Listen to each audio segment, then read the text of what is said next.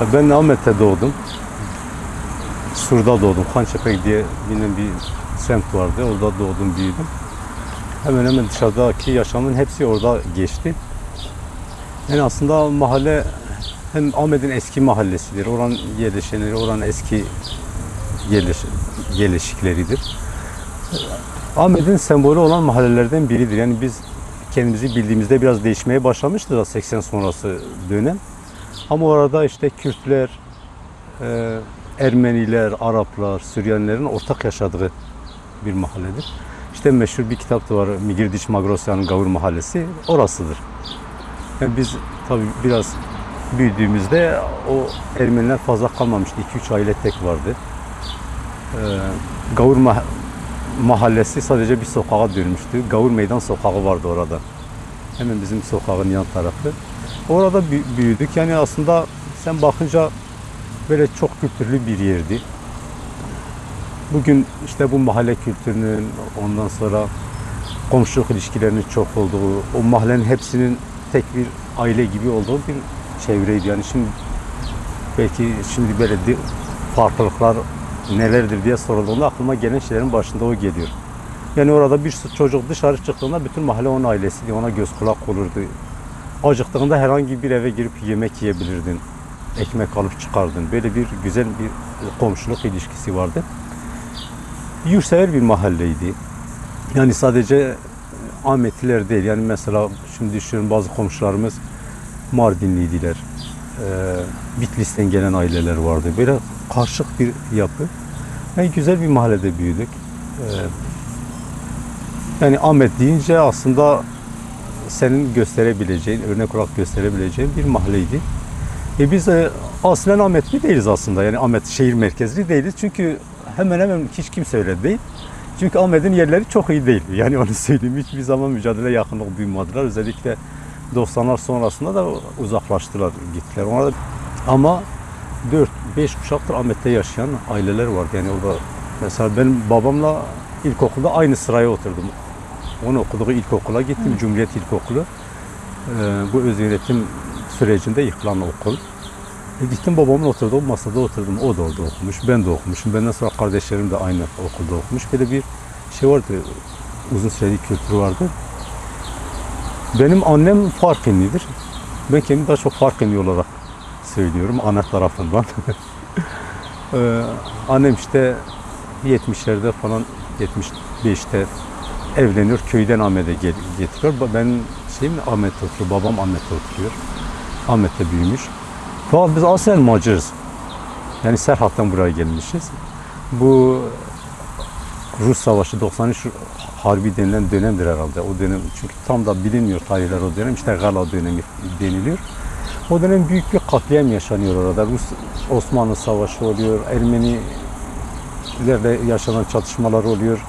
Bizim yani mesela Ermeni katliamını, soykırımını biliriz ama o dönem orada yaşayan Kürtlere yapılan soykırımı pek bilmeyiz. Yani kendi hafızamızda da silinmiş bir tarihtir. O dönem Kürtlerin üzerine çok büyük katliamlar uygulanıyor. Mesela Hasanan aşiretindeyiz. Haseni diyoruz Kürtçe. Haseni aşiretin şu anda Kürdistan neresine giderseniz karşılaşırsınız. Mesela Rojava'da da Haseniler vardır. Başur'da da vardır. Rojlat'ta da vardır. Hakkari'de de vardırlar. Çünkü o dönem oradaki aşiretler çok büyük bir dağılıma uğramışlar. Hem soykırımdan geçmişler hem de dağılmışlar, kaçmışlar canını kurtarmak için. Mesela benim dedem Ahmet'e ulaşmış oradan. Biz köye saldırı olmuş. Tam hikayeyi bilmiyoruz. Yani bir de Çirok gibi anlatılan şeylerdir bunlar. 11 kardeş, kız kardeş ve erkek. 11 kardeştiler. Babaları öldürülmüş. Saldırı olunca aşiretin üzerine bunlar kaçmaya başlıyor. Anneleri gözlerinin önünde öldürülüyor. İşte çocuklarını kurtarmaya çalışırken. Ahmet'e ulaştıklarında 11 kardeşten 3'ü sağ kalmış. Yolda hepsi katledilmiş. Açlıktan, susuzluktan ölmüşler. Yani bizim bu bazen düşündüğümde, yani Şengal'e saldırı oldu. O açlıktan yolda ölen çocukları gösteriyorlardı. Aslında yaşanan durum aynı. İşte dedem, bir kardeşi ve kız kardeşi Ahmet'e ulaşıyorlar. Biri işte Ahmet'in hemen dibinde bir yere yerleşiyor. Başka bir kardeşi kopuyor, başka yere yerleşiyor. Ondan sonra Ahmet'te çalışıyorlar. Orada onlara sahip çıkıyor bazı aileler. Burada büyüyorlar. Ondan sonra gelip Ahmet'e yerleşiyorlar, şehir merkezine. O yaşadığımız yere. Böylece biz de Ahmet'te doğduk, büyüdük. Baba tarafında böyle küçük bir aileyiz. Ama ana tarafında tabii farklı. Böyle akrabalarımız var. Yurtsever bir aileydi. Yani baştan beri yurtseverdi. Yani biz gözümüzü böyle Kürdistan şeyiyle açtık. Çünkü babam 80 darbesinde cezaevinde kaldı. Yani şeydi o işte o dönem Kürt özgürlük hareketi yavaş yavaş gelişiyor. Yani parti dışında bir sürü örgüt var. Kavacıymış babam yani. Onu biliyoruz. O dönem Kava diye bir örgüt de var. Bir sürü örgütten biri. O da onlara sempati duyuyor. Biz daha çok küçükken yani cezaevini bir hayal meyal hatırlıyorum, görüşe gidiyorduk 82'de falan. Devletin baskısı, zulmü, ev baskınları sürekli hayatımızda olan şeylerdi. İşte Kürtlük bilinci hep vardı yani babamızdan kaynaklı olarak. Doğal olarak böyle bir ailede büyüdük. Yani büyüdüğümüzde sonradan böyle öğrenilen bir şey olmadı. Mesela Şıvan'ın kasetleri evde her zaman var, saklanırdı şeyde. Hatta şöyle bir şey var, 80'lerde saklamışlar o kasetleri. Tabii o zaman biz hatırlamıyorum o durumları, çocuğuz. 90'lı yıllarda böyle bizim evler şeydi yani sur içerisinde evler eskiden toprak damlı evlerdi. İşte direkler vardı şeyin içinde. Bir direk herhalde çatlamış böyle saçla kapatmışlar. İşte biraz büyüdük. Bir gün o saçların arasında kasetleri buldum yani çıkardım. Yıllardır belki 10 yıldır 15 yıldır orada saklanıyormuş. Böyle bir aile yani doğal olarak biz de büyüdüğümüzde zaten hani 90'lı yıllar özgürlük hareketimiz çok gelişti. Ailen yurtsever olmasa bile mutlaka bir şekilde ilişki kurup etkilenebileceğim bir atmosfer vardı. Ama aileden kaynaklı olan yurtseverlik bilinciyle çok çabuk bir şekilde biz yaptık, özgürlük hareketiyle tanıştık. İlgimiz vardı. Yani benim de ilgim. Yani ben ne zaman özgürlük hareketiyle tanıştım ya da Kürtlük bilinci ne zaman gelişti desem tam hatırlamıyorum yani. Onun içerisinde doğduk. Yani mesela yurtseverlik bilinci ne zaman gelişti bilmiyorum. Çünkü böyle doğallığında gelişti. Ama Kürtçe'nin hayatıma girdiğini biliyorum yani. Ahmet aslında asimile bir şehirdi yani. O da biraz bilmiyorum şeyden kaynaklı olabilir. Mesela bizim yaşadığımız mahallede sadece Kürtler yaşamıyor. Ermeniler yaşıyor, Süryaniler yaşıyor, Araplar yaşıyor. Böyle kozmopolit bir şehir. Sokak dili Türkçe olarak tercih edilmiş yani. Herkes kendi evinde kendi dilini konuşuyor. Ama dışarı çıktığında Türkçe. Çünkü eski Ahmetliler de Türkçe konuşmuşlar. Biz evde de Türkçe ben yapıyorum, bizim evde de Türkçe girmiş. Yani babam, ailem yurtsever ama Türkçe konuşuluyor.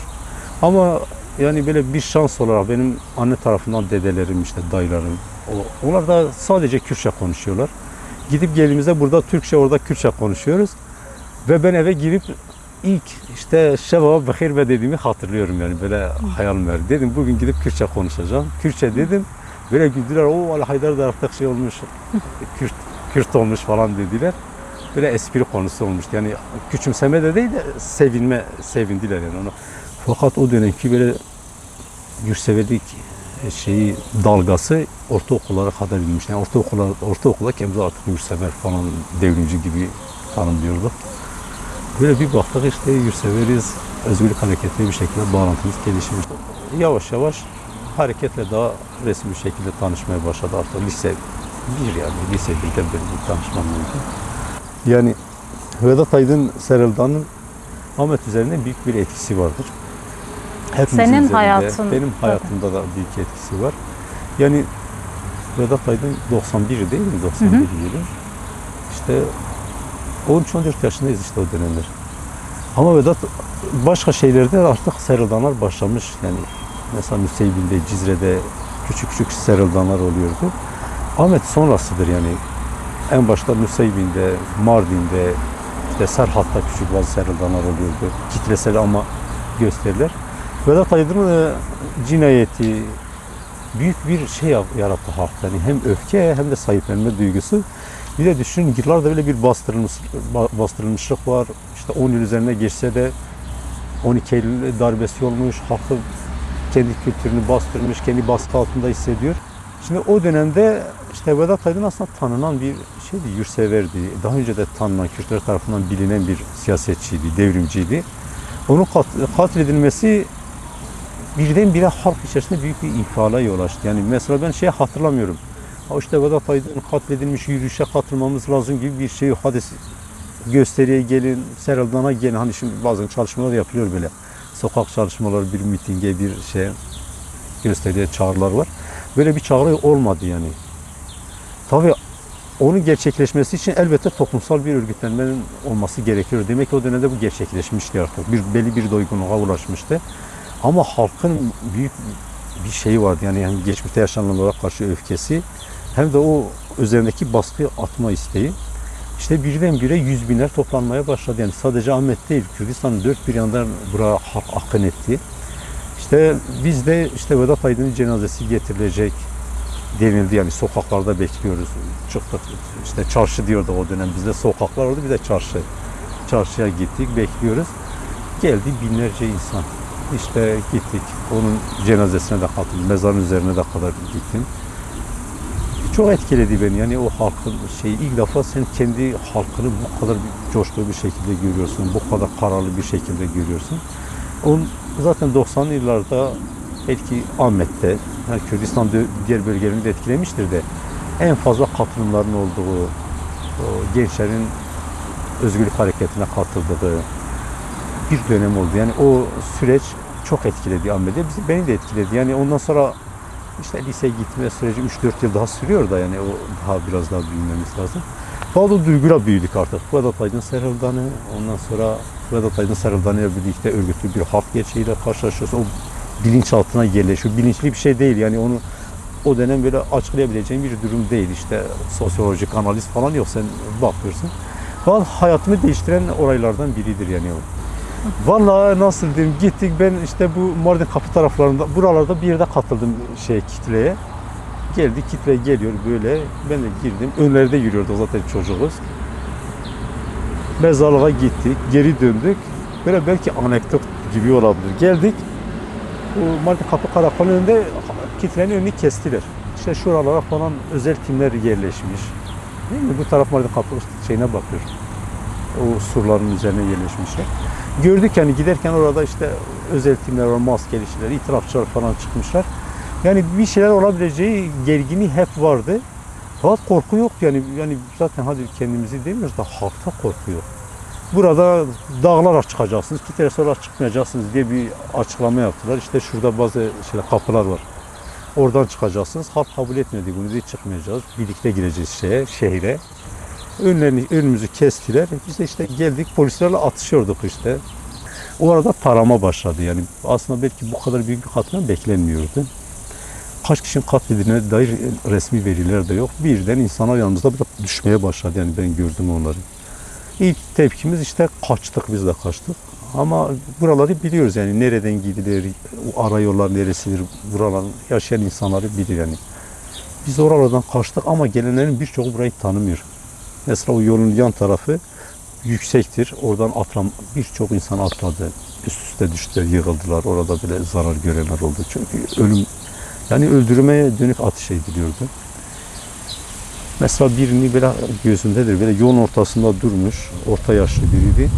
Bağırıyor, kaçmayın diyor, halkı böyle belki dersin ki ilk şeyim odur yani, hayatımı etkileyen. Yaralı insanları görüyorum, ölen insanları görüyorum. Yaraları taşıdık. O dönem güzel bir şey vardı. Yani mesela bu Mardin Kapı'dan iniyorsun. Surun diğer taraftan ta Fiska'ya kadar Hevser Bahçesi, ama Hevser Bahçesi'nin üstünde evler vardır. Fiska'ya doğru gittiğin zaman mahalleler vardır. O akşam bütün kapılar açıktı. Herkes sahip çıktı onlara. Böylesi bir müthiş bir şey vardı. Belki böyle bir anekdot gibi o da. Herkesin yani künye takıyordu. O dönem insan çok künye takıyordu erkeklerde. Bileziği düşenler, saati düşenler, altın kolyesi düşenler vardı yani. Böyle değerli eşyaları hengamede. Mesela o dönem buralar böyle hırsız şeylerimiz vardır yani, böyle bir tekinsiz bir alandı buralar. Sabahleyin işte orada işte bu takıları falan toplayıp getirmişler Hatep miydi o zaman, hep binasına getirmişler. Yani o çalacak diye korkulan kişiler onları toplayıp getirdiler hep. Böylesi bir herkeste bir yurtseverlik, bağlılık duygusu var. Dağa çıktılar o dönem yani. Birden birçok kişi ortada yok oldu. Dağa çıkmışlar. Bazıları sonra zindanda karşılaştığım arkadaşlar da oldu. Sonra yakalanmışlar. şey düşen çok arkadaş oldu. Ya mesela öğrenci örgütlenmeleri vardı. En başta işte o dönem gösteriler var. Her gün gösteri vardı Ahmet'te yani. Bir de kendini korumaya dönük şeyler oluşurdu. Kontrgerilla saldırıları oluyordu. Sokağa çıktığında o gün böyle bir suikastla, bir cinayetle karşılaşabiliyordum. Hem böyle kendi korumaya dönük bir örgütlenme oluyordu. Hem işte cephe çalışmaları dediğimiz şeylerdi bunlar. İşte bildiri dağıtmak, yürüyüş yapmak, işte gidip bir yerde bir propaganda yapmak, okulda işte Kürtlerin nasıl Özgürlük Hareketi'nin özel günlerinde anmalar, kutlamalar yapma tarzındaydı. Bu böyle bir ne diyeyim habitat yaratıyordu yani böyle yurtseverlerin olduğu. Çünkü bir şey de değildi. Mesela bir okulda herkestir yani. Ama arada Hizbullahçılar da vardı, böyle uzak bulunanlar da vardı. Ama herkes. Yani yürüyüş dediğin, gösterdiğinde herkes katılıyor. Böyle bir durum. Böyle bir de belki çok şey olmadı. Yani birdenbire harekete katıldık. Yani bir bakın katılmışız yani lise 1'de. O şeylere çok girmedim. Mesela siyasi parti hep giyip geliyor olmadı. Yani ben çok onları hatırlamıyorum. Yoktu. Birden işte gençlik çalışmaları, cephe çalışmaları kendimi onun içerisinde görüyorum. Yakalanıyor insanlar. Bizde de tanıdık itirafçılar oluyor. Yani kitlesel tutuklanmaların başladığı yerler 94. 94-95 yılları. Yani bir tarafta kontrgerilla cinayetleri yaşanıyor ama bir tarafta da yoğun kitlesel tutuklanmalar var. Her gün yüzlerce insan tutuklanıyor, cezaevlerine konuluyor. Böylesi bir süreç. Özgürlük hareketine katıldık. Tam bir taraftan devrimi görmeyi istiyoruz da o hayali kuruyoruz. Ama bir taraftan da diyoruz ki işte 5-6 ay yaşasak iyidir işte. Ondan sonra zaten düşeceğiz. Bundan sonra devrim olacak. Bu var yani ya devrimi göreceksin düşeceksin. Böyle bir de esaret insanın aklına gelmiyor yani. Esaret yok. Fakat varmış yani böyle mücadelede bir esaret varmış. Esir düşme varmış. İşte o süreci çok insan aslında hazırlıksız değil. Ölüme hazırlıksız. Böyle bir yakalanma hazırlık. Şok anıdır o zaten. İlk başta bir şok yaşıyorsun. İşkence ilk andan beri işkencedir. Yani ben bunu kendimle ilgili anlatmayayım da çünkü binlerce Kürt buradan geçti, binlerce arkadaş o işkencelerden geçti. İşkencede birçok değerli arkadaş yani böyle nasıl söyleyeyim, mutlak bir direniş sergileyen arkadaşlar oldu. İsmini vermeden düşenler oldu. Ben o arkadaşlara böyle kendimle ilgili şeyi anlatırsam böyle bir de saygısızlık da olur ama işkencelerini anlatabilirim. Yani kimler ne işkence gördü. Yani ilk anda yakalandığın anda işkence başlıyor yani zaten şoka. Seni şoktasın. O şoktan yararlanmak için birdenbire daha ne olduğunu anlamadan çok ağır işkencelere uğruyorsun. İşkence nedir? İşte birden çırılçıplak söylüyorsun yani. Çırılçıplak, gözün kapalı, bağlı, hiçbir şeyle dışarıdaki yerileri alamıyorsun, nerede olduğunu bilmiyorsun, karanlık. Her taraftan darbe alıyorsun. Ondan sonra her şey bitti, yakalandın işte seni biraz psikolojik olarak çökertmeye çalışan bir yani eğitimli almışlar, biliyorlar. Ve işkence nedir? Mesela ilk şeyi hatırlıyorum yani ilk beni çırılçıplak söylediklerinde böyle çok utanmıştım yani gözüm kapalı olmasına. Bir sürü insana karşısında çırılçıplak söyledim. O böyle bir şey oldu utanç kafamda. Sonra birkaç gün sonra böyle düşündüm yani birden aklımda geçti. Ya dedim ben niye utanıyorum? Onların utanması lazım. Bir de ondan sonra biraz hatırladım yani. Artık çıplaklık çok beni etkilemiyordu. İşkence ya askı vardır. Seni alıyor Filistin askısını alıyor. İşte düz askı dedikleri bir askı. Kollarını taklara bağlayıp bir yere asıyorlar. Elektrik veriyorlar. Vücudun her tarafına elektrik veriyorlar. Yani kaba dayak çok da böyle bir süre o sistematik işkence geçtiniz. Kaba dayak fazla hissetmiyorsun bile onun şiddetini falan. İşte 28 gün sorguda kaldık işkence. Tabii 28 gün her gün de işkence değil yani ilk bir hafta 2 hafta çok ağır işkenceler. Zaten 2 hafta içerisinde o işkence süreci bitiyor. Vücudun her taraf yara bere içinde oluyor yani elektrik verdikleri yerlerin hepsi yanmış oluyor. Askıdan dolayı işte vücudun bazı yerleri yırtılıyor, kesiliyor. Bu sefer işte mahkemeye götürdüğünde en azından o çok belirgin izlerin gitmesi için de birkaç gün seni bekletiyorlar orada. İşte tabii yıllarca etkileyecek şeylerdir, işkence şeyleri. Böyle hastaneye götürdüler. Hastanede işte doktor dedi ki işkence görmüşüz. Doktor da işkenceci yani. darp edilmemiştir raporu verdi. Mahkemede tekrar işkence gördüğümüzü söyledik. Mahkemede kabul etmedi. Aslında bunu biz o dönem bile çok böyle insan hakkı ihlali gibi de görmüyorduk. Hani ben şimdi düşünüyorum da işte insan hakkı, bizim haklarımız var, işkence yapılmaması lazım. Ve bir düşman gerçekliği var. Sen işte ona karşı mücadele ediyorsun. Sen yakalanınca da böyle yapar. Sen de buna karşı işte direnç göstermelisin duygusu vardı. Böyle 28 gün sorgudan sonra işte mahkemeye çıkarıldık. Mahkemede DGM'ler vardı eskiden. Askeri hakimde olduğu için. Zaten konsepti hemen tutuklama kararı verdiler. Cezaevine götürüp Diyarbakır İşler'in meşhur 5 numaralı cezaevinde. Orada da 1,5 yıl kaldım. Ondan sonra sürgün hayatımız başladı cezaevinde. Ya his, hani mesela cezaevine insan girince şey olur değil mi? İşte cezaevine girdim, aman kapalı alan duygusu, işte esaret. Ya aslında insan onu tam yaşamıyor. Sorguda gelmişsin, korkunç bir işte bu işkenceden geçmişsin. Senin her şeyin bittiğini söylüyorlar. Ondan sonra yoldaşlarından uzaksın. Ona inandığın anlar Yok valla pek de olmuyor da. Yani biliyorsun yani o arkadaşların dışarıdadır yani. Ama kişisel olarak sen yakalandın artık, senin için her şey oldu işte, mücadele bitti duygusu oluyor. Orada sağ çıkacak mısın, çıkmayacak mısın, yol arkadaşlarına tekrar ulaşacak mısın, ulaşmayacak mısın? O işkence altında işte onurunla çıkmayı düşünüyorsun, hiç kimseye zarar vermeden oradan o sınavdan geçmeyi düşünüyorsun. O sınav çok daha yani böyle buradan kimseye şey yapmadan, yoldaşlarıma zarar vermeden çıkabileyim düşüncesi çok ağırdır böyle. Cezaevine gelince işte bizi getirdiler. Diyarbakır cezaevi zaten aklımızda bildiğimiz bir yerdir. Şey yapıyoruz. çocukken Babamızın ziyarete gittiğimiz yer.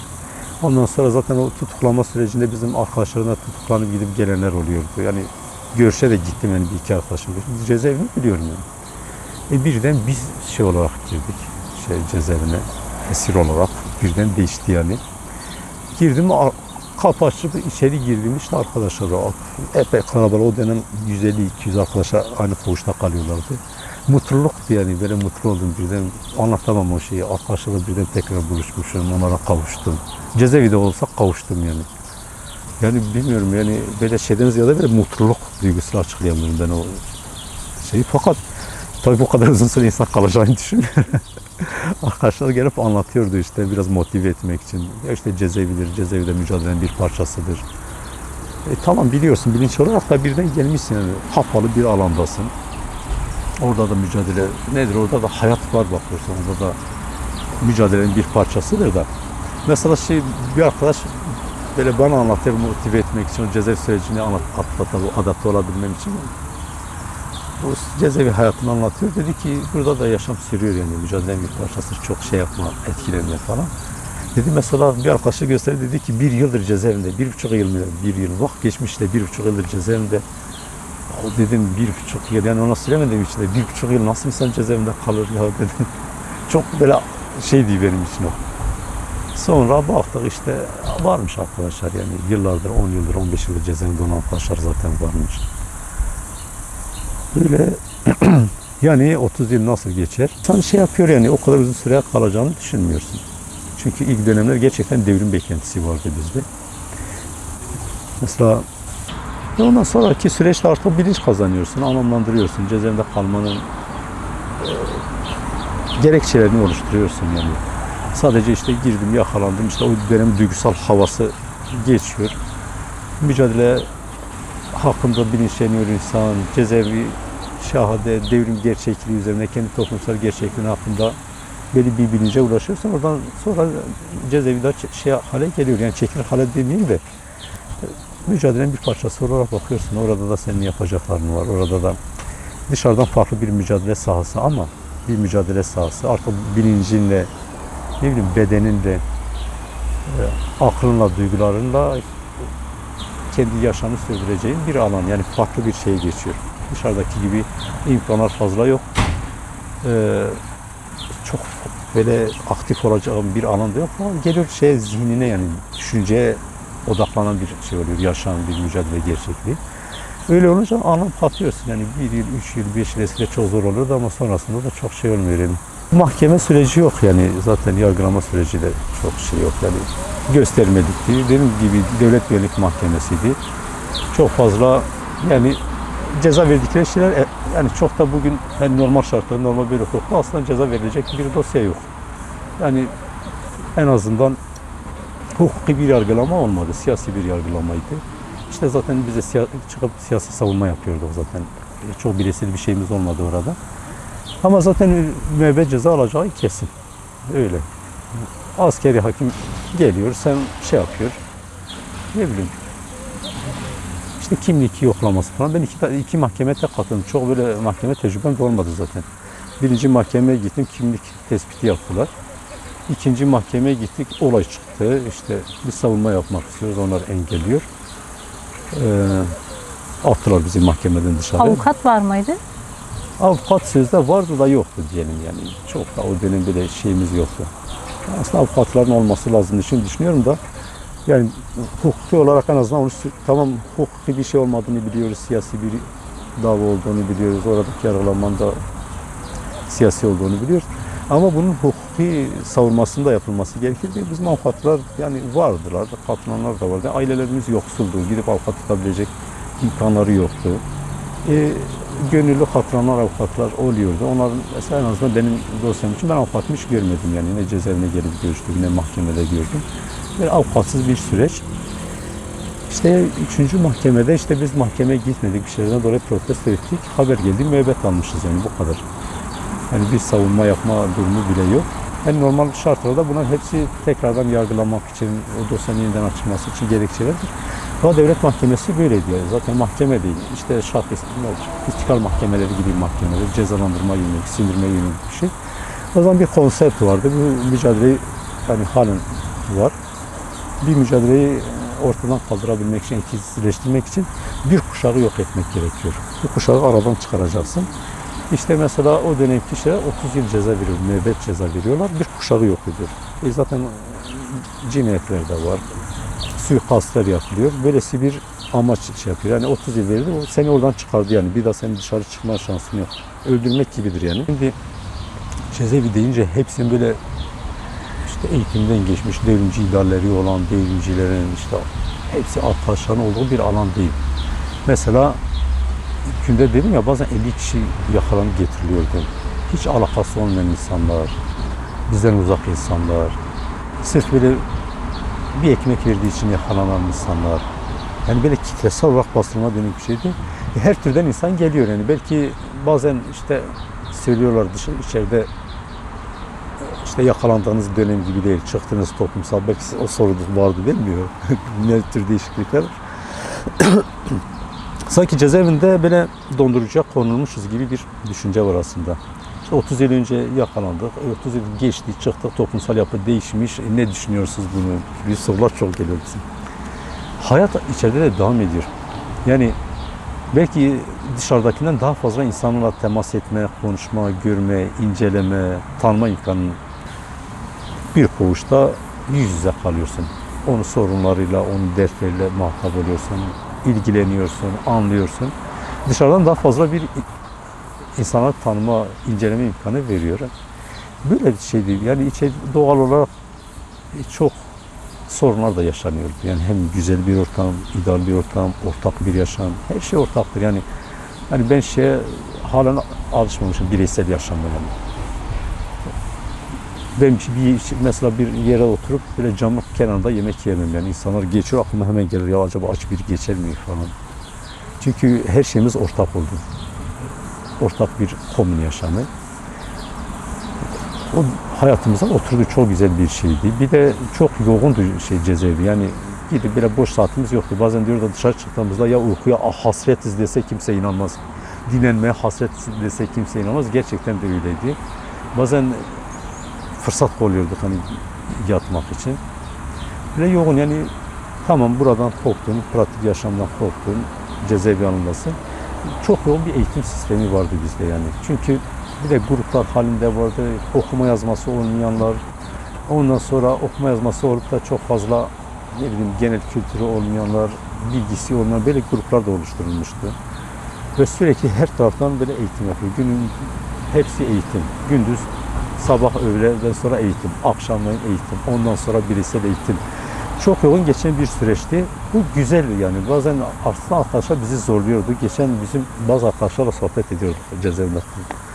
Ya dedi biz cezaevinde çok şikayet ediyorduk da çok eğitimden şikayet ediyorduk. 2 spordan şikayet ediyorduk. Sabah sporu sorumluydu. 6'da 5'te kalkıp spor yapıyorduk.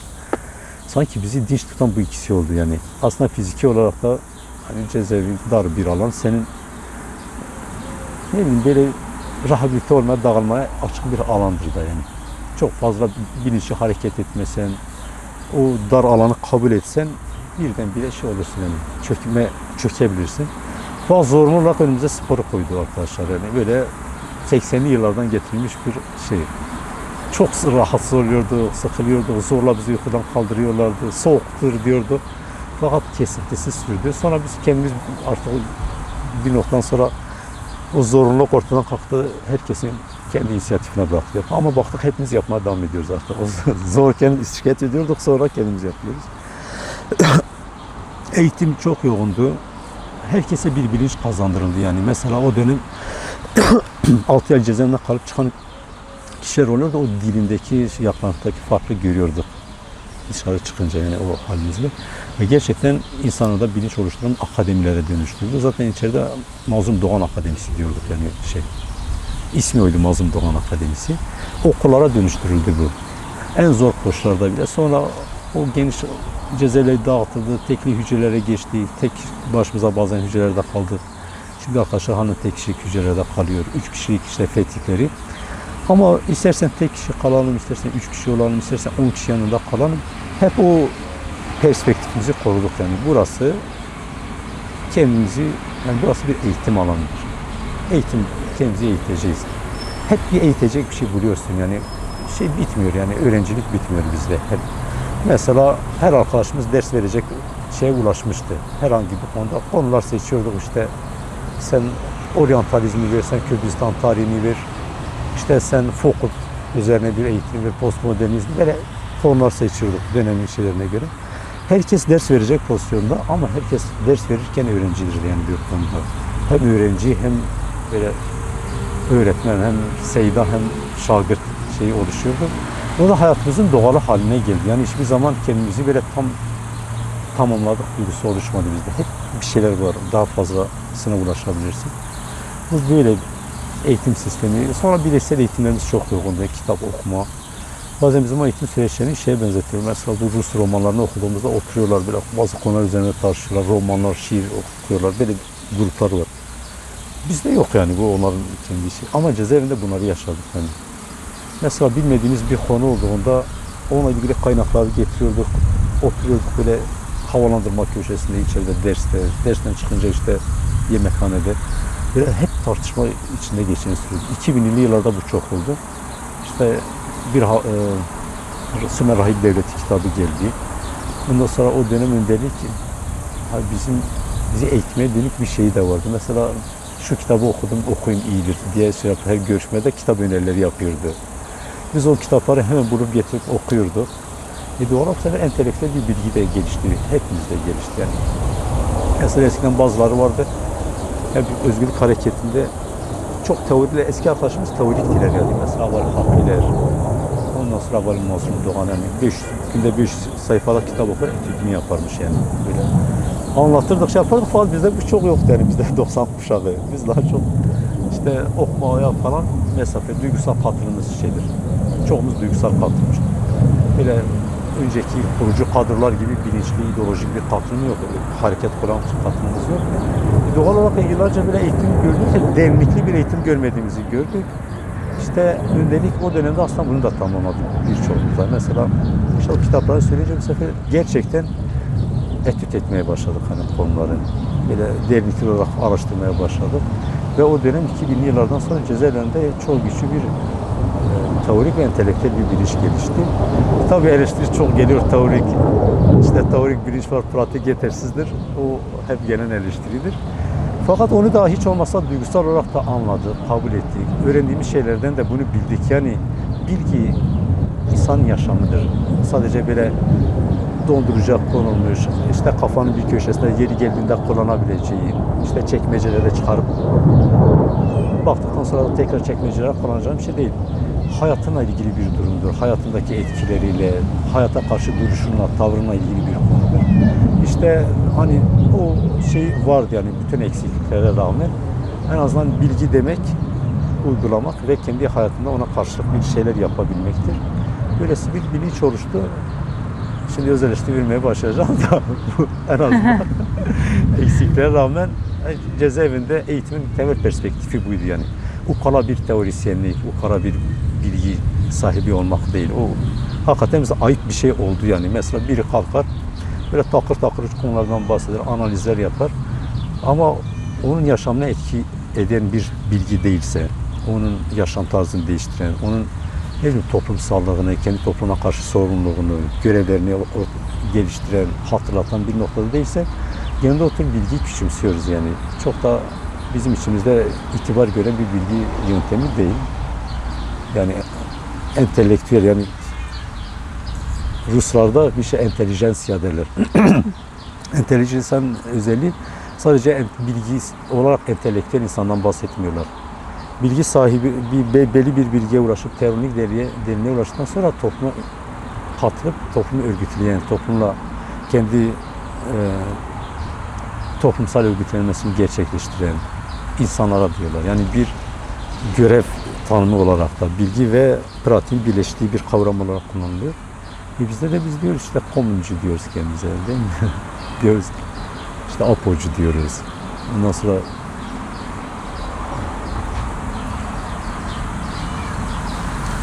böyle yani aslında cezaevi demek eğitim demek. Onu şey yapabiliyor. Tabi bazen darlıklarımız oluyor. Tartışmalar cezaevinde oluyor. Çünkü dar alandır. Mesela fetihlerine gittiğimizde yani diğer yerlerde çok aman aman sorunlar değil de fetihlerine gittik şunu fark ettik. Özel oluşturmuş cezaevleri. Yani 3 kişilik odalar, tek kişilik odalarda 3 kişi özel seçilmiş bir sayı. 4 kişi değil, 2 kişi değil, 3 kişi, 5 kişi değil. 3 kişi sen bilinçli bir şey girmediğin zaman her zaman birinin kendi dışında hissettiği bir sayıdır. Yani 2 kişi daha iyi anlaşır, bir kişi dışında kalır. Böyle bir sosyolojik şeyi var. Araştırma sonucu varmış ve gittik bunu gördük. Hakikaten öyle. Sonra vakti bazen daralıyoruz. Durduk yerde daralıyoruz. İşte bunun üzerine tartıştık. Yani dedik ki bu duvarlara karşı bizim mücadele etmemiz gerekiyor yani. Duvarların yarattığı bir ruh var. O tecridin yarattığı etkiler var.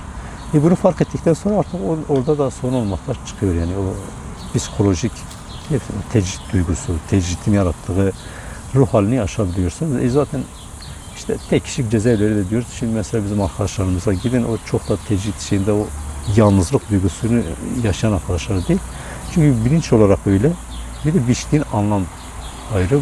Öyle olunca da o duvarla mücadele bazen dedik bir şey demişti siz orada kendinizi korumaya çalışın. Yani cezaevinde kendini korumak bile büyük bir başarıdır. Çünkü o duvar bile seninle mücadele ediyor yani. Bir duvar seninle mücadele eder mi? Yani dışarıda insan aklına gelmeyecek bir şey. Ama cezaevinde tek kişilik hücrede kalınca o duvarı düşman şeyini görüyorsun. Fakat işte anlam kattığın zaman da o da çok dert olur. Ama yoldaşlar insan özlüyor yani en azından söylediğim budur. Arkadaşlarını özlüyorsun. Mesela cezaevinde bizde şöyle bir şey var. Ben halen çıktığımda insanlar göz teması kuruyorum. Yani önümde bir şey geçti mutlaka gözüne bakıyorum. Ondan sonra biriyle sarmaşmak, kucaklaşmayı seviyorum, kucaklaşıyorum. O da bize cezaevinde gelen bir şey belki. Çünkü mesela yıllarca bir arkadaşı görmüyorsun, yan tarafındadır. Konuşuyorsun, haberleşiyorsun. Bilgin var ama 6 ay, 1 yıl görmüyorsun. Birden koridorda karşılaşıyorsun. O an işte sarılma şeydir. Birden sarılıyorsun. Belki o duygudan kaynaklı dışarıda halen devam ediyorum buna yani. Ben ona dair bir şey söyleyeceğim. Bu Gülten Kışanak, Ayla Akat Ata ve Sebahat Tuncel bu Kobani davasından tahliye olmuşlar. Birlikte ziyaret kabul ediyorlar. Üçü de el ele tutuşmuş. Herkes fotoğrafı, ben fotoğrafı gördüğümde direkt yazdım dedim. Bu bir cezaevi alışkanlığı. Evet. Çünkü herhangi bir yerde Kopacaksın gördüğünde yani birazdan. Evet. onun elini tutma. Ya sohbete giderken de öyleydi. Herkes birbirinin elini tutuyordu. Hastanede, revirde bir yerde de öyle bir cezaevi şeyi. Vallahi öyle işte, güzel bir duygudur. İşte bir kere karşılaşınca yeterli oluyor sana yani böyle. O yoldaşlığı, arkadaşlığı, mücadele ortaklığını alıyorsun. Bir koridordaki 2-3 dakikalık bir şeydi yani. Evet. Şimdi Ahmet'te 1,5 yıldan sonra hangi cezaevlerinde? Ben çoğunlukla Türkiye cezaevlerinde kaldım, uzak yerlerde. Amasya'ya sürgün edildim. Amasya'da 8 yıl kaldım. Sonra Sincan Fethi'ne, işte Fethi'leri aldılar bizi. Fethi'ne gittim. İlk Fethi'ne geçiş nasıldı? Yani Valla biz yumuşak bir geçiş yaptık. Çünkü hani bizden önce Fethi'ler için büyük direnişler olmuştu. Türk solları aşırı grevine girdiler. Amasya'da şey olmadı değil mi? O Saldırı olmadı, yok. Hı hı. Ama diğer cezaevlerinden oldum. Fethi'ne gitmeme kararı vardı. İşte tecrittir, gitmeyelim. Aslında bizde de böyle bir eğilim oluştu yani. Acaba Fethi'ne gitmemek için biz aşırı grevine girsek mi, dirensek mi? İşte sonuçta tecrit olarak tecrit ile. Sonra baktık ki bu biraz bireysel bir şeyden de kaynaklanıyor olabilir. Yani geniş alandayız. Önder Apo yıllarda tek başına bir odada kalıyordu. Fethi'ne çok daha korkunç şartlarda. Dedik ki şimdi Önder Apo tek başına orada, biz gitmemek için neye direneceğiz? Yani orada da mücadele var.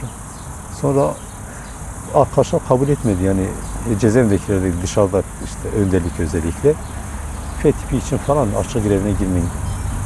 Devrimcisiniz. Ondan sonra oraya gider. Sonrası da bir direniş sahasıdır.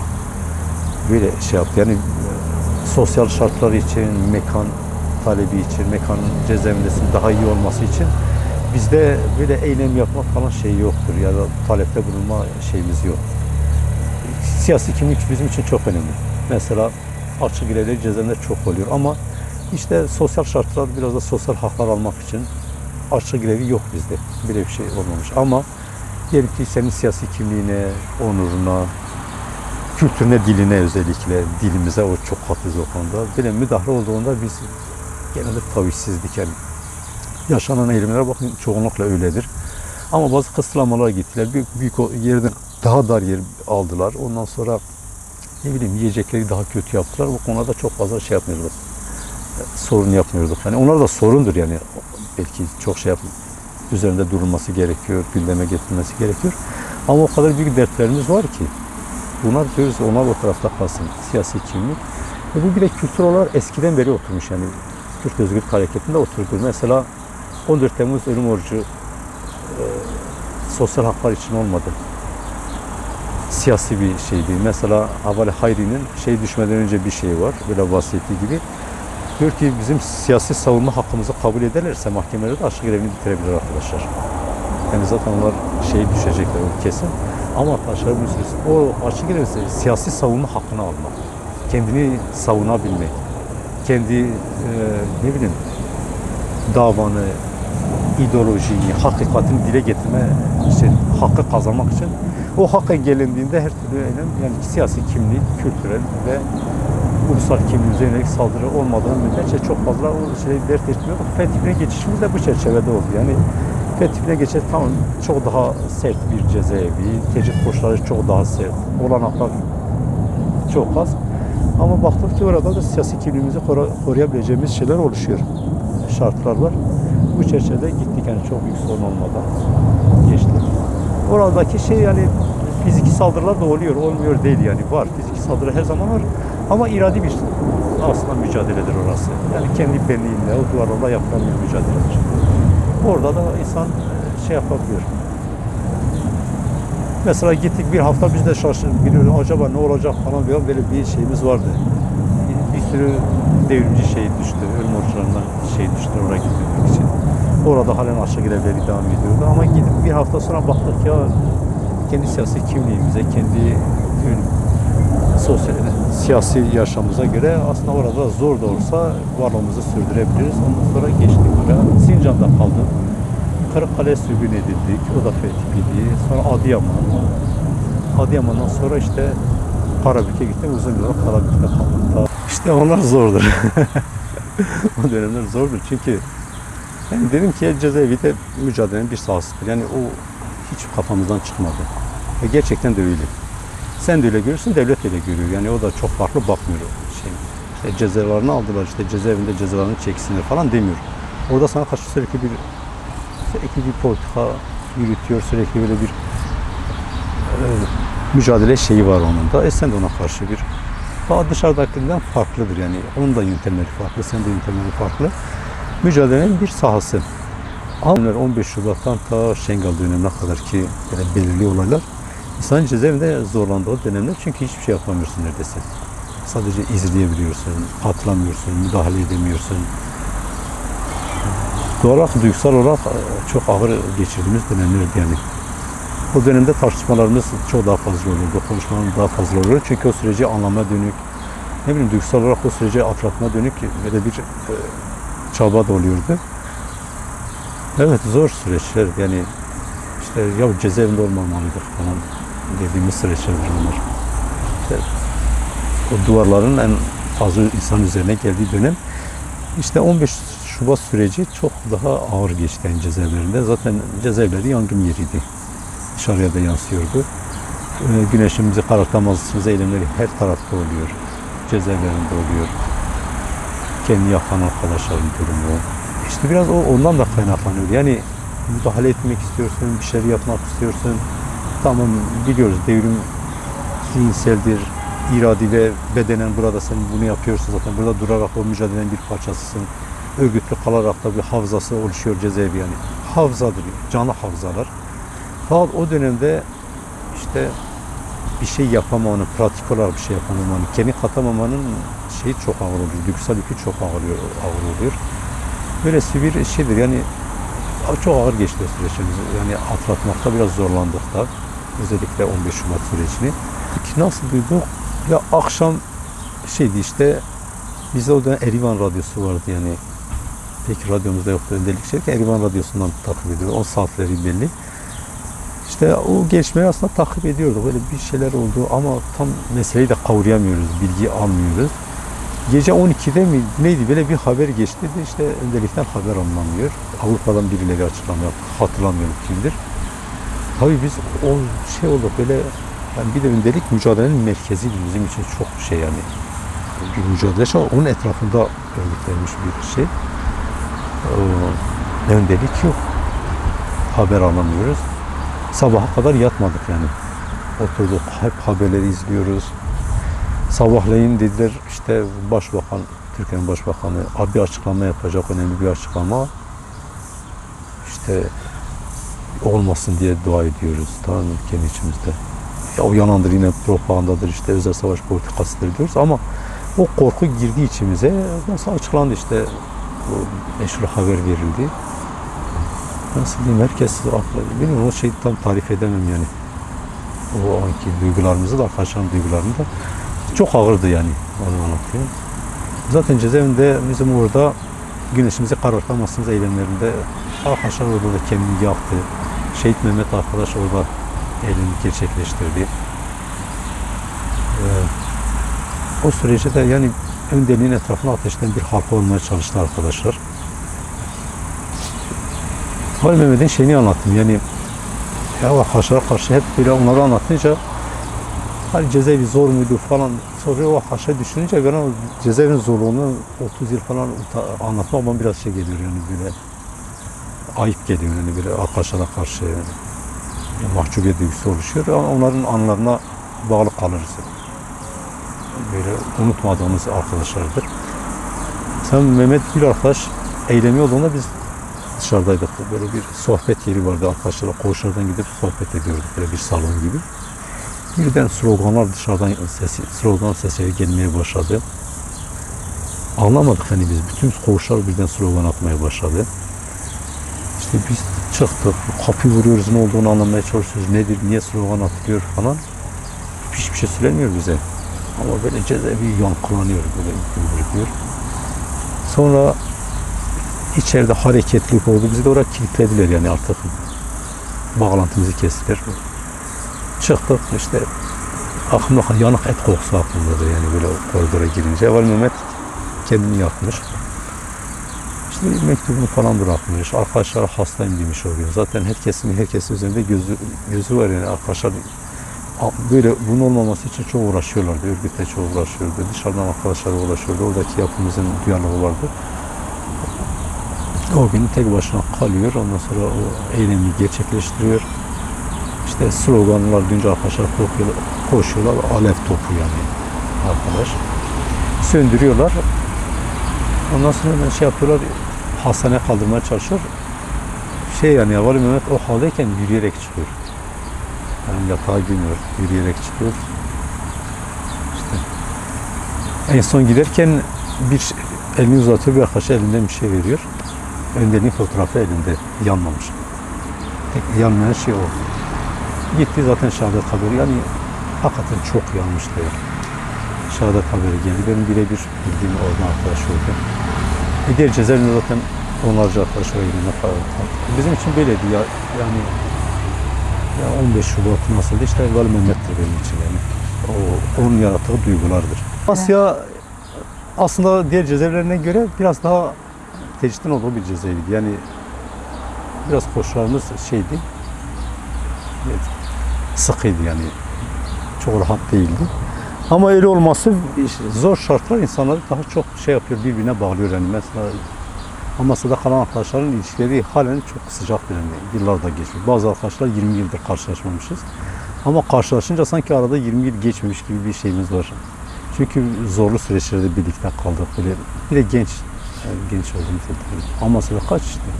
Amasya'ya gittiğimde 18 ya da 19 yaşındaydım. Arkadaşlıklarımız orada oluştu. Bir de zor süreçleri birlikte paylaştığımız arkadaşlar çok orada. Doğal olarak o tecrit, ondan sonra biraz özel bir politika uygulanan bir cezaeviydi. Orada aslında güzel bir şey yarattı. Bir de ekstra bir şey var Amasya'da. Vara Sakine kaldığı bir cezaevidir. Sakine Cansız. Vara Sakine Cansız orada işte kalıyor, epey kalıyor. Ben görmedim Vara Sakine Cansız. Zaten hani ben yakalandığımda Vara Sakine çıkmış dışarıdaydı. Fakat geldiğimde orada halen ona birlikte kalan arkadaşlar vardı. Ondan sürekli bahsediyorlardı. Vara Sakine Cansız yani hakikaten efsane bir arkadaş. Nerede? Cezaevinde de, dışarıda da. Ona kalan bütün arkadaşlar yıllardır onu anlata bitiremiyorlar. Sanırım yani. gardiyanlar bile Gardiyanlar bile yani orada bazı gardiyanları örgütlemişti. Gardiyanlar, ona görüşen gardiyanlar bile bağlanmışlardı. Yani hem böyle özgürlük hareketini, Kürtleri tanıma, onlara böyle sempati duyma durumuna gelmişlerdi. Cezaevinde de bir geleneğimiz vardır, bir ahlaki yapımız şekillendi, ondan sonra yaşam tarzımız biçimlendi, direniş geleneğimiz biçimlendi. Bunu yapan o ilk öncü kadro arkadaşlardı ve uzun yıllardır sürüyor. Mesela şimdi dışarıda pek bilinmez ama bizim Kürt tarihinde belki en uzun süreli dergi Cezaevi dergisidir, Havar. İşte Vali Mazlum tarafından çıkarılıyor. İşte Diyarbakır'dayken işte 15 yıl geçmişti üzerinden. Halen Havar çıkmaya devam ediyordu. Başka cezaevlerinde dergi, her cezaevi kendi dergi çıkarırdı yani şey. Ama o Havar sürdü yani. Şimdi halen sürüyor mu bilmiyorum. Fakat herhalde bir 40 yıllık bir dergi Türkiye'de azdı yani. Varlığını sürdüren, sürekli her ay düzenli çıkan, kesintiye uğramayan dergi. Böyle cezaevinde bir Havar şeyi var. Sizin de bir gün belki onun üzerine sadece Havar dergisi üzerine bir şeyiniz olabilir. Çalışmanız. Bence güzel. Yani Vali Mazlum'un da ilk yazısı orada vardır. Sonra yıllar sonra başka arkadaşların da böyle bizim cezaevi tarihimizdir o yani. Yani mesela Ahmetliysen Ahmet'te veya çevre illerde olursun yani en kötü. Fakat biz hemen sürgün ediliyorduk yani ailemize en uzak yerlere. Hatta sapa yerlere. Mesela gidin şu anda birçok işte yeni cezaevi açılmış. İşte dersin ki Kocaeli cezaevi, ne bileyim işte Kastamonu cezaevi, işte Şakran cezaevi, İzmir'de. Senin kafasına işte o şehirdeki bir cezaevi geliyor. Ama şehrin de çok dışındadır. Yani senin o şehire gittikten sonra bir de büyük, uzun bir yolculuk, bir ilçeye gidersen o ilçeden çıkıyorsun bu sefer başka bir oradaki bir belde, onun dışındaki bir alan. Yani yaşamdan kopuk alanlara götürüyor bizi. Toplumu izleyemeyeceğin, duymayacağın, sesleri duymayacağın bir şey. Yani ses duymuyorsun. Mesela Diyarbakır cezaevi, eski cezaevi şu anda şehir merkezinde kalmış. Biz orada pencereden bakınca sokakta insanları görüyorduk. Ama sonra işte sürgüne gönderildiğin zaman gittiğin cezaevine bakıyorsun, senin dünyadan kopuk. Sadece işte son yapılan mimariler işte Sadece şey görüyorsun, gökyüzünü görüyorsun. Öyle daracık bir kare yani 7 adımlık bir havalandırma. Evet 7 adım. O kadar. Ondan sonra onun üzerinde işte dar bir gökyüzü parçası. Birçok cezaevinde o gökyüzü parçasının üzerine bir de tel atmışlar. Onu bile parçalamışlar. Seni zaten kendi toplumdan koparıyor. Bu işin bir yani. Bir de zaten bütün aileyi cezalandırıyor. Yani topluma da gözdağı veriyor. Bakın bir kişi yakalandı, sen bir kişinin cezaevinde olması da hiç çözülmüyor. Aile bu sefer gelecek yılda bir defa, iki defa oraya gelince büyük bir maddi külfet. Zaten bizim ailelerimizin neredeyse büyük çoğunluğu yoksul. Çalışacak, aileye bakacak, maddi şey düzeltecek imkanlar yok. Aileler bu konuda çok zorlandılar. Yani ben çıktı, hani cezaevinde de biliyorduk yani ailelerimizin yaşadığı zorlukları. Yoksul bir yani. Bir de böylesi bir yük bindi ailelere. Yani annemle şimdi bazen sohbet ediyorum özellikle işte biz daha önceki yıllarda onun daha genç olduğu var. Şimdi annem yaşlı da ben cezaevinde girdiğimde gençti yani. 30 yaşında bir kadın yani 30-35 yaşında bir kadındı. Ve 32-33 yıl sonra işte yaşlı. Ve hayatı hep bile cezaevi kapılarıyla işte evlat kaygısı taşıyor, açlık grevine giriyoruz. Onun eve o açlık eve de giriyor. Saldırı olduğunda onlar o şeyi onlar yaşıyor, acıyı onlar yaşıyor. Böyle sürekli bir yani böyle ağır bir süreç yaşadılar. Ya bu annem de çok, şimdi anlatıyor, hakikaten çok şey yaşadı. Bütün annelerin elinden öpüyorum. Yani bu cezaevinde sürekli bizimle birlikte, ya biz onları da zindana aldık yani bir şekilde. Onlar da zindandaydılar. Görüş çok az geliyordu. Yani orada düzenli görüşmemizin gelmesi mümkün değildi. Yılda iki defa görüşçüler gelseydi yeterli görüyorduk yani. Zaten maddi olarak gelemiyorlar. Gelecek kişiler de yok. Ben çıktıktan sonra gittim cezaevine bir görüşe gittim. Hep içeriden cezaevinden görüşmeye geliyorlardı. Benim bir kardeşim de cezaevindeydi. Benden sonra işte bir yıl sonra falan çıktı orada. Çıktıktan sonra görüşe gittim içeri. Görüşe girdik işte çıktık. Çıktıktan sonra ne kadar zor olduğunu ilk defa hissettim yani. Kaşları bu sefer kapının arkasında görüyorsun. Çıkınca biraz duygulandım yani biraz etkilendim de cezaevinden çıktıktan sonra işte çıktık ama onları tekrar ardımızda bıraktık yani. O duygu hakikaten biraz ağırdı. İçerideyken sen içeridesin. Gerekçelerin var. Çok önemli değil de. Ama girip de arkadaşlarla, kardeşimle de işte kardeşim, yoldaşım, hevalımdır. Vedalaşıyorsunuz son veda. Çıktığın zaman işte o cezaevleri kapatılmalı. Artık hiç kimse cezaevinde olmamalı. Duygusu çok yoğun olarak bende yaşandı. Ailelerle birlikte çıktım yani. Bir de hep bizim görüşümüze gelen ailelerin içerisinde ben de görüşe gittim. Anneler işte çocuklar. Yani annelerin yıllardır aslında yaşadığı duyguları, zorlukları bu sefer hani biraz önce bilgi hissetme olayı dedim ya. Bu sefer hissettim yani gerçekten bizimle birlikte onlar da bizden daha fazla bu zorlukları yaşadılar. Böyle ailelerimiz hakikaten şey yapmadılar yani böyle bir an için bize olsun bizden vazgeçmediler. Nerede olursa olsun. Özellikle anneler. Yani babalar da vardır da işte anne deyince her şey üstüne çıkıyor. Böyle onlar için de zorlu süreçler oldu. Yani halen vardır. Halen arkadaşlarımız cezaevinde. Aynı zorluğu yaşayan ailelerimiz halen var. Devam ediyor. Umarım bu sorunlar işte bu süreç böyle bir başarıya gitseydi en azından bu defteri kapatsaydık. Ben de iki arkadaşlar diyorsun. Ama mesela sokakta yürürken 70 yaşındaki bir ananın 30 yıl cezaevinde kalıp da çıktığını duyunca birden durup sarılması, birden böyle kendi evladı gibi sahip çıkması, duygulanması insanı çok etkiliyor. O sevgiyi gördüğü zaman insan diyor tamam bak bu sevgiyi hiç olmasa bu sevgiye layık olduk şimdiye kadar. Umarım bundan sonra da oluruz. Birden düşün 8-10 kişi birlikte kalıyorsun. Yıllarca da 3 kişi kalmışsın. Birdenbire bir kitleyle karşılaşıyorsun. Sevdiklerin, yıllardır görmediklerin. İşte halen 30 yılda geçse insanların aklında olduğunu bilmek güzel bir şeydir. Bir de kendi ülkene geliyorsun. Zaten o bambaşka bir ülkedir. Şimdi biz tamam 90'lı yıllarda işte özgürlüğün şeyi devlet diyorduk. Ulusalın kendine kaderini tayin etme hakkı işte Amentudu diyordu bütün devrimciler için. Sonra işte bu süreçle birlikte işte Önder Apo'nun şeyiyle de işte yeni paradigmasını taşırmasıyla, yazdığı kitaplarla bunlar üzerinde eğitim gördük, inceledik. Şuna ikna olduk biz yani. Daha doğrusu Önder Apo bizi ikna etti buna. Dedik ki özgür olmak için devlet sahibi olmak gerekmiyor. Bir hakka kavuşmak için illa silah tek zorunlu yol değildir. Yollardan biridir. Eğer başka seçenekler varsa bu seçenek olmamalı. Hatta şöyle bir cümlesi var Önder Apo'nun. Yani diyor barışçıl yollarla bir sorunu çözme imkanı varken savaşa başlamak cinayettir diye bir cümle kurmuştu o zaman. Gerçekten de öyledir. Çünkü insan yaşamından daha önemli bir şey yok. Ve sen savaş olduğu zaman can giriyor yani.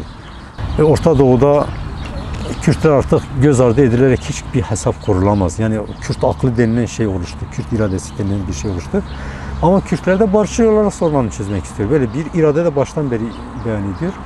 Devlet de buna hazır olduğunu söyleyince, bu süreç başlayınca artık aslında beklediğimiz bir durumdur diyor. Yani Kürt cephesinden, bizim cepheden bakınca zaten hazır olduğumuz bir şey. Artık devlet de o noktaya gelip görüşmeleri başlattığında çok böyle şey olmadık. Hani tamam bilgi yok ama bu sürecin dinamiklerini falan anlamaya biraz çalıştık, biraz anladık da.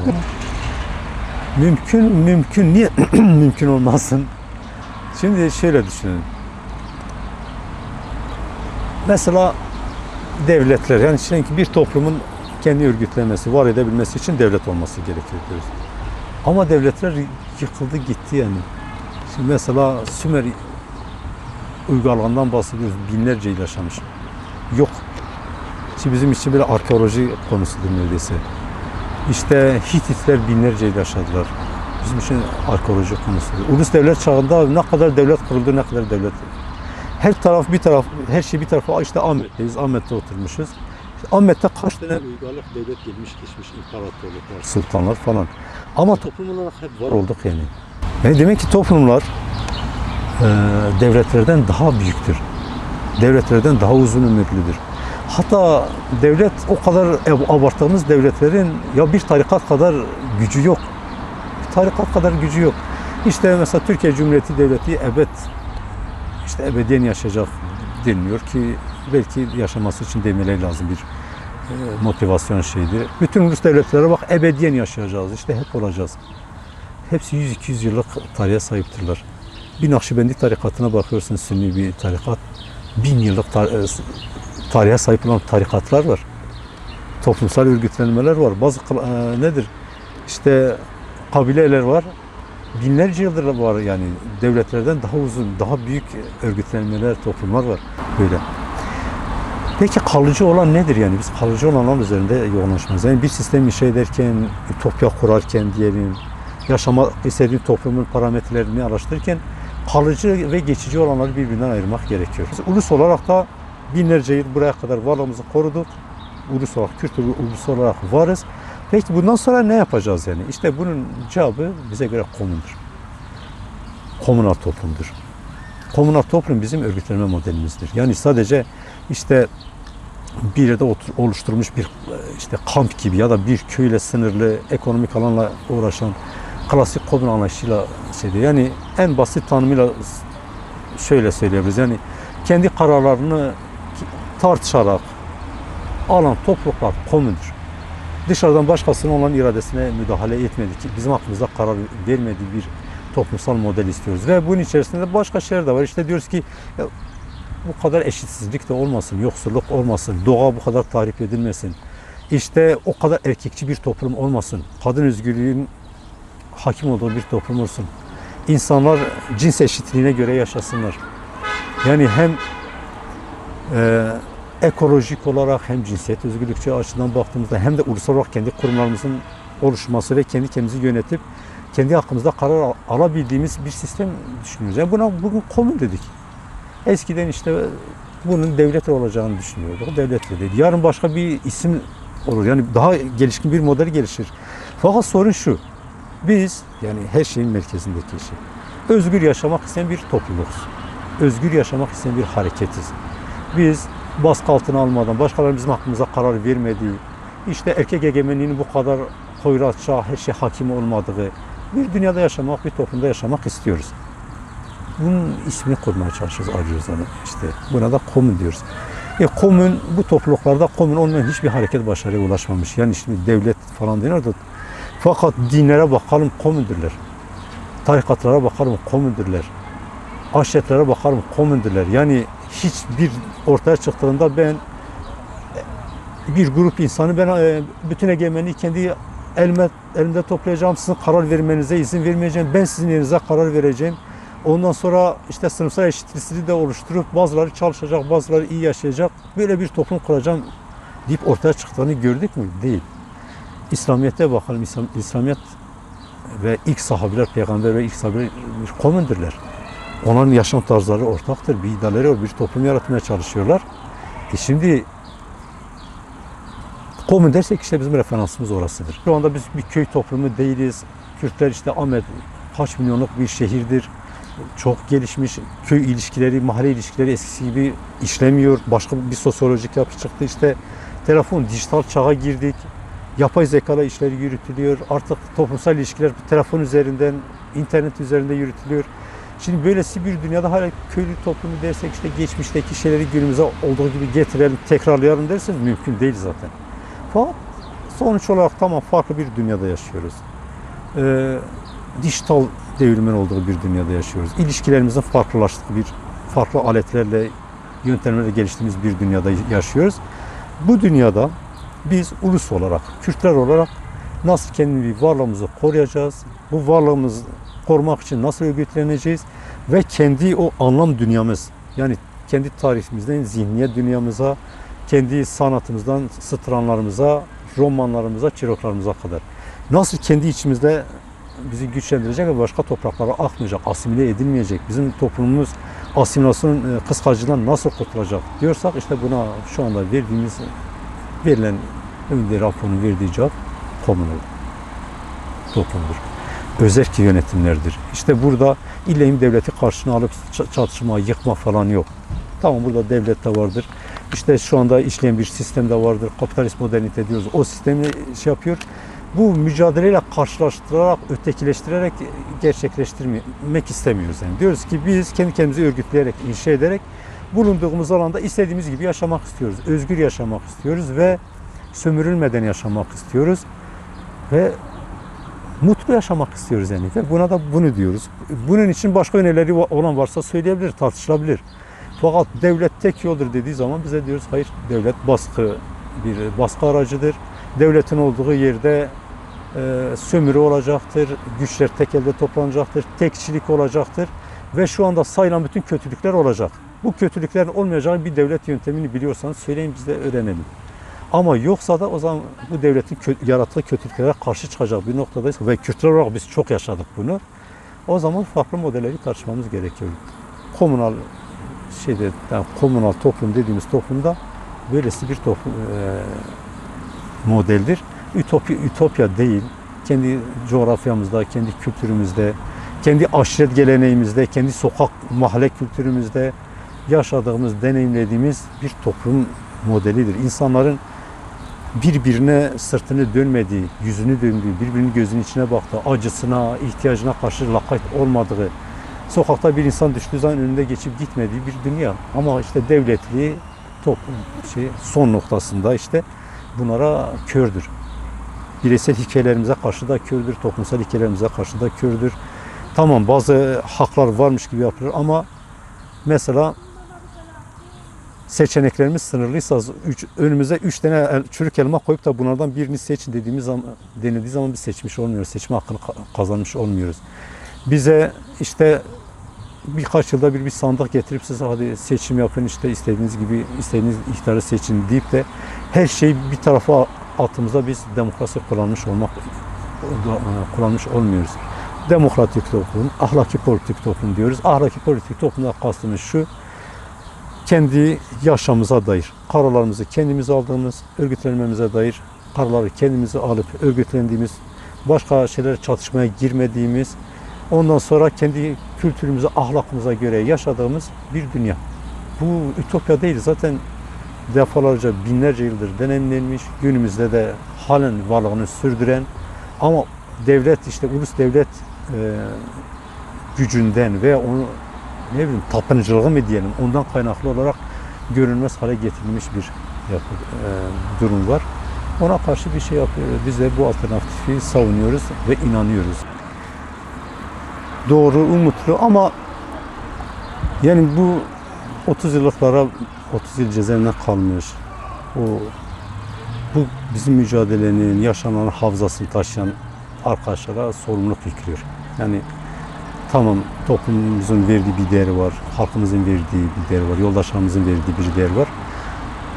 Bu hepimiz için onur edici bir şeydir. Fakat bunun cevabı sorumluluk duygusu. Yani gerçekten bu süreci aktarabilecek, yapabilecek bir şey var, potansiyel var. İşte yaratmak istediğimiz bu sürece katkıda bulunabilecek arkadaş yapısıdır bunlar. Hem bilinç düzeyiyle hem 30 yıllık yaşadıkları tecrübeyle, direniş geleneğiyle bunu yapabiliriz. Yapılabilecek şeylerdir. Bu sorumluluğun altından çekilmemiz. Yani bir de hem bu sürece hukuki boyutuyla hem demokrasinin işletilmesi hem toplumsal demokratik entegrasyon inşanın gerçekleşmesi boyutunda sorumluluklar düşüyor. Fakat şu da var yani, biz bir şeyler gerçekleştirebilirsek toplum olarak gerçekleştirebiliriz. Yani kimsenin elinde sihirli değnek yok. 30 yıl cezaevinde kalmış arkadaşların elinde sihirli değnek yok. Ol dediği zaman olacak bir durum yok. Daha iyi bir toplumda yaşayacağımıza inanıyorum. Ve 30 yıl cezaevinde kalan arkadaşlar da bu deneyimler, tecrübeleriyle buna katkı sunabilecek pozisyonda olmalılar yani. Böyle. Ve birçok arkadaş şu anda gerçekten cezaevinden çıkmış, çalışıyorlar. Demokrasinin ilerlemesi için, bu sürecin başarıya gitmesi için, bizim toplumsal inşanın gerçekleşmesi için her alanda çalışıyorlar. Yani böyle olumlu bir pozisyonları da var, durumları da var. Umarım bunu işte özgür bir topluma varıp taşlandırırız bu çalışmalarımızı.